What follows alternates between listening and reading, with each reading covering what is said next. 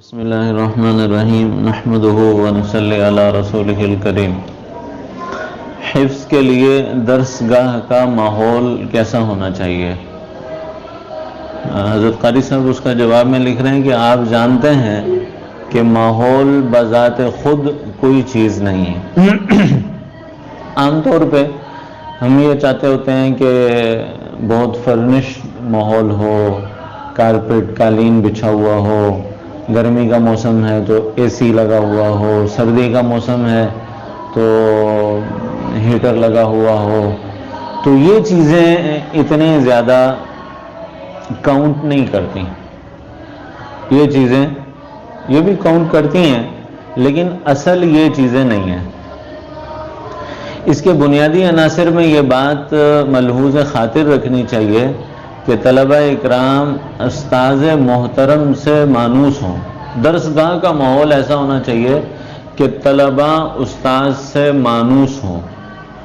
ایک ہے استاد سے طالب علم کا فری ہونا اور بے تکلفی ہونا، یہ تو زہر ہے کہ استاد سے بچہ بے تکلف ہو، اس کے ساتھ وہ ہنسے اور کھیلے، یہ بات تو حد سے گزری ہوئی ہے۔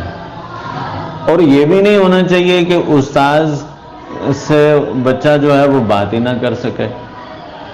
یہ دونوں افراط و تفرید ہیں، حد سے گزری ہوئی باتیں ہیں۔ استاذ کا رعب بھی ہونا چاہیے اور رعب ایسا نہ ہو کہ بچہ بات نہ کر سکے۔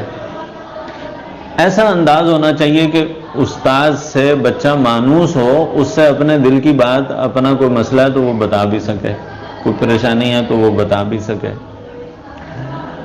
اور طلباء کے دل میں احترام اور عظمت کے جذبات اور احساسات کے ساتھ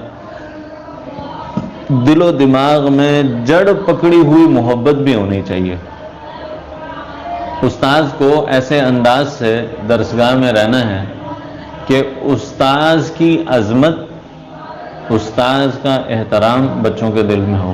یہ ماحول بنانے کی ضرورت ہے کہ طلباء جو ہیں وہ اپنے استاد کی عظمت بھی کرتے ہوں، احترام بھی کرتے ہوں اور ان کے دل و دماغ میں استاذ کی محبت بھی ہو۔ اگر بچوں کے دلوں میں استاذ کی محبت ہو اور عظمت ہو، احترام ہو، یہ دونوں علیحدہ علیحدہ چیزیں، احترام، عظمت اور محبت، یہ ایک دوسرے سے ملی ہوئی ہیں۔ اگر استاد کی محبت دل میں ہو بچے کے تو بچے کے لیے کام بہت آسان ہو جاتا ہے۔ اور اگر خدا نہ خواستہ بچے کے دل میں استاد کے لیے نفرت ہو کسی بھی وجہ سے تو یہ بچہ کام نہیں کر سکتا، بالکل بھی نہیں کر سکتا۔ تو اس لیے حضرت عمر رضی اللہ تعالیٰ عنہ کی وصیت بھی تھی، اپنے امراء کو، گورنروں اور عمال کو جب بھیجتے تھے تو وہ کہتے ہوتے تھے کہ لوگوں کے درمیان میں اپنی عزت، احترام اور عظمت اس کو برقرار رکھنا۔ یہ نہ کہنا کہ بھئی ہم تو ہماری تو کوئی، یعنی اپنے دل میں تو صحابہ دعا کیا کرتے تھے کہ اللہ ہم اپنی نگاہ میں تو ذلیل ہوں،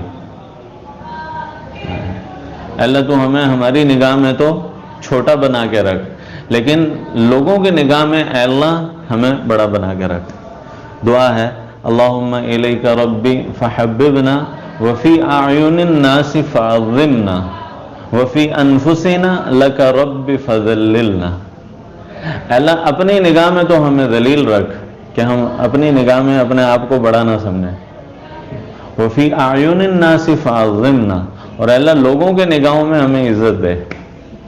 یہ دعا ہے کہ لوگوں کی نگاہ میں، طلباء کی نگاہ میں ہماری عزت ہونی چاہیے، لیکن اپنی نگاہ میں اب ہمارے ہاں مسئلہ الٹ ہے، لوگوں کی نگاہ میں ہماری عظمت اور عزت کم ہوتی ہے، اپنی نگاہ میں عزت ہماری ہوتی ہے کہ ہم پتہ نہیں کیا چیز ہے۔ ہم میں سے سب کا یہی حال کہ ہم اپنے آپ کو کچھ سمجھ رہے ہوتے ہیں۔ اور حضرت عمر رضی اللہ تعالیٰ عنہ کا ایک قول ہے کہ آدمی اپنی نگاہ میں جتنا اونچا ہوتا ہے لوگوں کی نگاہ میں اتنا ہی نیچا ہوتا ہے، اور اپنی نگاہ میں جتنا نیچا اور ذلیل ہوتا ہے لوگوں کی نگاہوں میں اتنا ہی عزیز ہوتا ہے، الٹ ہے۔ تو بچوں کے والدین کے دلوں میں محبت، عظمت پیدا ہو، یہ درس گاہ کے ماحول کی چیز ہے. اس لیے کہ بچہ عموماً اس عمر میں ہوتا ہے کہ اپنا نفع اور نقصان کو سمجھ نہیں پاتا. استاد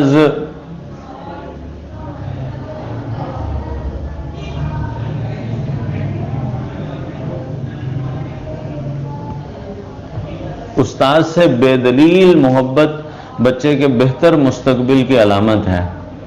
اس لیے درسگاہ کے اجتماعی ماحول میں محبت، شوق، ایک دوسرے سے مقابلہ، جذبہ مسابقت، اس سے بہت فائدہ ہوتا ہے کہ اگر بچوں کے درمیان میں آپس میں مقابلہ کرا دیا جائے، خاص طور پہ بچے ایک دوسرے کے قریب ہوں، ان کا آپس میں مقابلہ کرا دیا جائے کہ بھئی دیکھو تم دونوں میں سے کون آگے نکلتا ہے، کس کی منزل زیادہ اچھی ہے، کون وقت پر آتا ہے، کون پابندی سے آتا ہے، کون جلدی سبق سناتا ہے. اگر بچوں کا آپس میں مقابلہ کرا دیا جائے تو حضرت قاری طاہر صاحب رحمۃ اللہ علیہ نے بھی لکھا ہے کہ اس سے بہت فائدہ ہوتا ہے، کام آسان ہو جاتا ہے. اگر بچوں کا آپس میں مقابلہ لگ جائے تو اس سے کام بہت آسان ہو جاتا ہے. درسگاہ کے اجتماعی ماحول میں محبت، کہ استاد کو بچہ اپنا خیر خواہ سمجھے، اور بچوں کے دلوں میں شوق، ڈر خوف سے کام نہیں چلتا. بچہ عادی ہو جاتا ہے تھوڑے دنوں کے بعد، وہ کہتا ہے اچھا زیادہ سے زیادہ انہوں نے کان پکڑا لینے ہیں، زیادہ سے زیادہ مار لیں گے، وہ پھر عادی ہو جاتا ہے. اگر بچے کے دل میں شوق پیدا ہو جائے، ہم شوق پیدا کرنے کی کوشش کریں، یہ وہ چیزیں ہیں جس سے بچے چلتے ہیں، یہ اندر کی چیزیں ہیں. میں اکثر بچوں کو مثال دیتا ہوتا ہوں کہ یار اگر ایک گاڑی ہے، اس کے اندر ایک بندہ بیٹھا ہوا ہے، لیکن وہ گاڑی جو ہے نا اس کا انجن خراب ہے، اس کو باہر سے لگاؤ دھکا، کتنی دور لے کے جا سکتے ہو؟ 1 کلومیٹر، 2 کلومیٹر، 5 کلومیٹر لے جاؤ گے زیادہ سے زیادہ باہر سے دھکا لگا کے. لیکن اگر گاڑی اندر سے سٹارٹ ہو جائے تو جو 5 بندے باہر دھکا لگا رہے ہیں، 4 بندے وہ اندر بیٹھ جائیں اور گاڑی کو 500 کلومیٹر لے جاؤ، چلی جائے گی. یہی بچے کا حساب ہے کہ اگر بچے کے اپنے اندر شوق پیدا ہو جائے تو وہ بہت آسانی کے ساتھ دوسروں کو بھی لے کر چلے گا اور خود بھی بڑی تیزی کے ساتھ چلے گا.